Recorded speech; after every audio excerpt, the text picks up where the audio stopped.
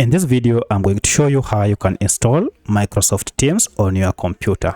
My name is Isaac, and if you find this video helpful, I'll kindly request that you support me by liking the video and also by subscribing to my channel.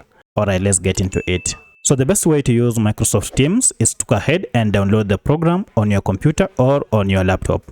Now to do so, you need first to go ahead and access Microsoft Store, and you can easily access Microsoft Store by clicking on this icon down below here.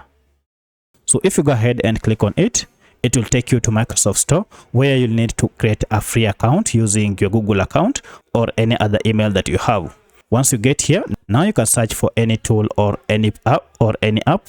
And as you can see, I have my Microsoft Teams app or program here. If you can't see your program, you can just proceed and look for it up here when you use this search function. So I'll go ahead and search for it again here.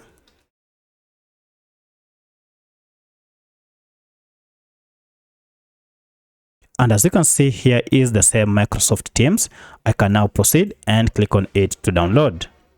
To download it, go ahead and click on this install option here. And then this will proceed and download the app on your computer and finally install it.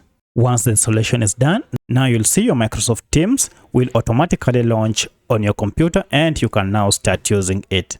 Now, should you want a shortcut for Microsoft Teams on your computer, just head over to this start menu. And you'll see it is under recent apps. From here, you can proceed, right click on it, and then pin it to wherever you want, such as start menu. If you pin it on start menu, now it will be added to the menu here, and each and every time you want to use this program, you can easily launch it straight from here. So if you have any other question, kindly let me know in the comment section. Otherwise, if this video is helpful, please like it and also subscribe to my channel. Thanks for watching, and let's meet in the next video.